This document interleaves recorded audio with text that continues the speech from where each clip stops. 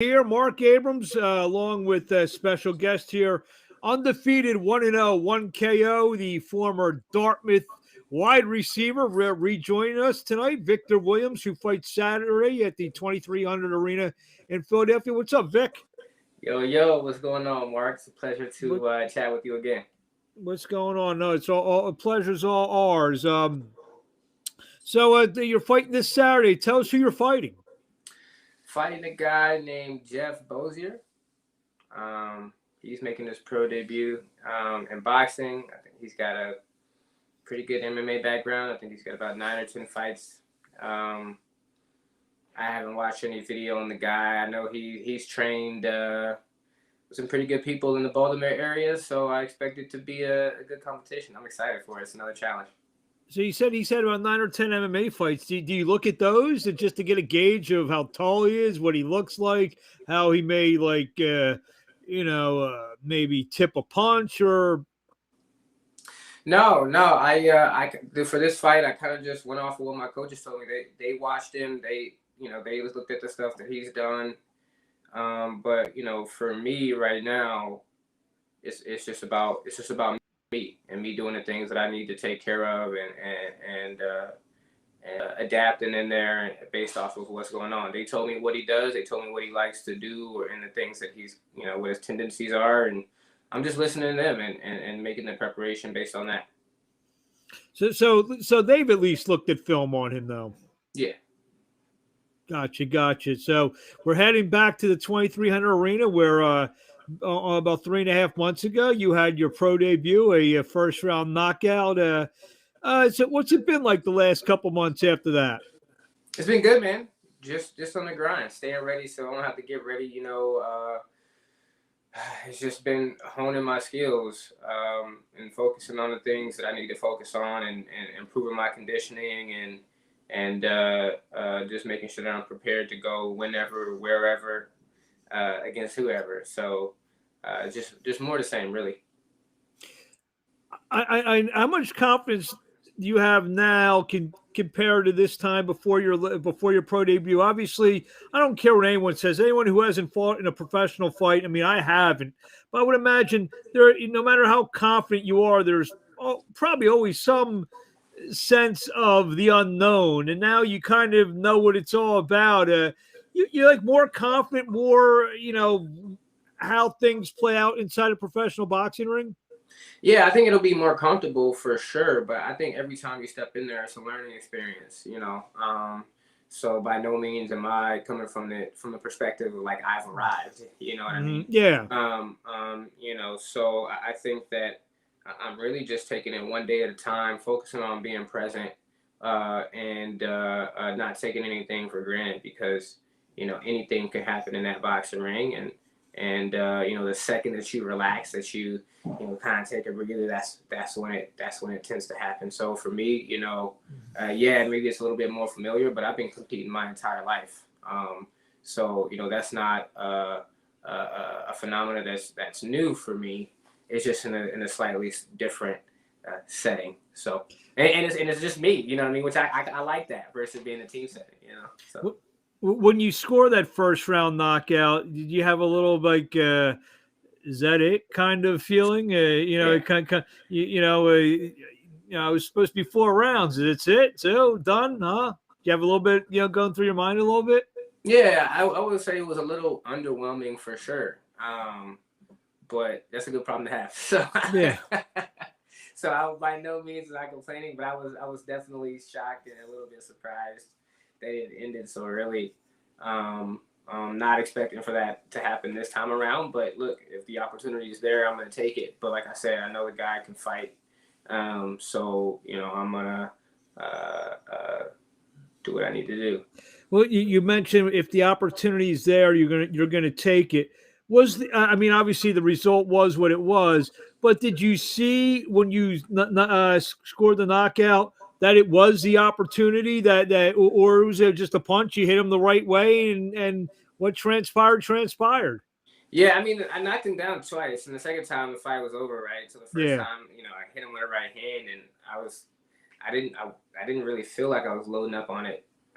But obviously he felt it, and as soon as he got back up, I was like, oh, I guess it's time right now. You know what I mean? So that's one of the things that my coach and I always talk about. It's like, look, if his legs wobble, like you gotta be keen to that, and you gotta jump, you gotta finish it. You gotta finish it. You know what I mean? You can't give him an opportunity to get back into his rhythm, or come to, or get his legs back, or whatever you want to call it. So yeah, I mean, I saw that he was hurt, and had to jump on it. Better feeling, knockout or touchdown? Whew, I would definitely say a knockout.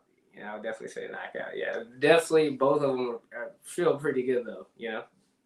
One of them's a team thing. One of them's like a mano a mano thing. So it's slightly different, but both at Dartmouth. At Dartmouth, did any of the touchdowns that you've caught, did you like catch over a falling defender and kind of look down at him, kind of like you would do after knocking a guy out? No, I mean, usually I was running by people and catching overhead things, or I mean, I definitely, or catching balls on the sideline, cutting up the field. I'm 5'8.5", so it wasn't like I was Randy Moss and everybody. But there are a couple of one-handed catches that I made that made me feel pretty good. And when I'm like shaking people on the field, when I used to shake people on the field, that felt pretty good. But now I can't recall an opportunity where I was like mossed somebody in college and stood over them like you would in the boxing ring. So you score the knockout, and the crowd's going crazy and everything like that. What, like you said, that's an individual achievement. Football, usually, a quarterback has to make a good throw. Maybe you have to do a couple things, maybe get a couple blocks downfield. So that's the whole thing. This thing was all you in April. Yeah, all me. Yeah, so, I mean, my coaches couldn't get in there and do it for me, so had to take care of it. Is that what you mean? It's a different kind of feeling that it's all you rather than the whole team effort there. Absolutely, exactly. That's exactly what I mean. Yeah. So now, like you go back. I don't know if you watched the film of your fight. What I would imagine, as they do in football, even if you win 56-0, the first thing the coach is going to tell you about the block you missed, or so is that kind of like what happened? Maybe you didn't do a couple things right in that fight that were pointed out, rather than the winning blow. Yeah, I mean, of course, we took the time to celebrate the victory, right? But then, in order to get better, you got to take a look at the things that you can improve upon, right? And my coach, he actually made fun of me because after I knocked him down, I kind of went in there like wild a little bit with my hand up like this versus turning my punch over. So he made kind of mocked it and act like I was throwing punches like a girl, because I went in wild, and I did. And watching the film, I think that in future situations, I got to be a little bit more composed and strategic with how I'm finishing an opponent. I mean, is that what you worked on for this fight? Kind of just being a little bit more relaxed, I guess. Yeah, I feel like I was pretty relaxed. I think I worked on balance, distance, and range, not reaching for shots. And due to southpaw, so working against things from a different angle as well. So other than that, man, it's just making sure I throwing my punches more sharply and shorter and quicker and more powerful, and all the typical things that people are going to work on. There's so many fighters out there who will not fight a southpaw in their first 5, 8, 10 fights. You're doing it in fight number 2. What's the thought process in that? That's the guy that was put in front of me. I mean, I've gone against a lot of southpaws in sparring and training. A lot of people in the DMV like to go southpaw, so not something I'm comfortable with. It's different. I can go southpaw if I need to, but yeah, that was the guy that was putting. This is the guy that's put in front of me, so we got to take care of business. Coming back to Philly, familiar, a familiar place, familiar ring, familiar building. Does that help a little bit the second time around? Yeah. I think once you can get comfortable with an environment, things definitely it makes it easier for things to flow, right? Kind of like having a home field advantage or like a home court advantage. Like you know where you are, and that helps you be a little bit more calm versus going into a totally new atmosphere, and having to feel like you need to adjust. But really for me, once I step into the ring, it's just me and that guy in the ring. A ring is a ring, and everything else just falls away. This one's at night. I think the last one was in the afternoon, wasn't it? Yeah. Last one was a matinee show. This one's it starts at 7 p.m.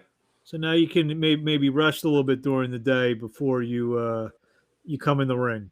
Yeah, it'll be nice. Actually, I probably would prefer it to be earlier in the day. I can get it out the way. You know what I'm there saying? There you go. But nah, that's God willing, though, with many more to come.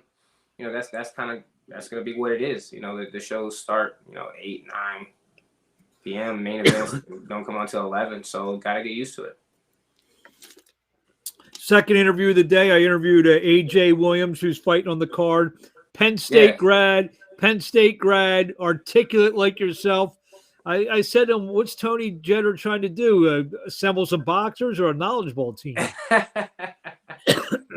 Yeah, hey, look, man. Look, he's got a good last name, too, so he's educated. Yeah. Sounds like he knows what There's actually 3 Williams on the card. Yeah, I saw that. Is it Tyler Williams, right? Or something like that? Yeah. Well, if all 3 you win, it's gonna be could be a triple good night for the Williamses, I guess. Huh? Yeah, there we go. It's in the name.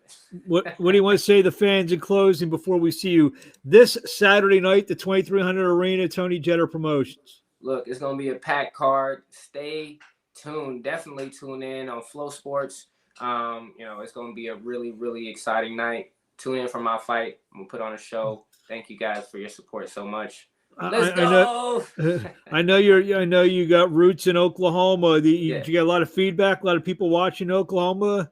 Yeah, absolutely. I've gotten a lot of support on Facebook, from my Muskogee, Oklahoma family. So hopefully a lot of those people are tuning in. I know a lot of people said they were going to tune in. So yeah, it should be a good showing.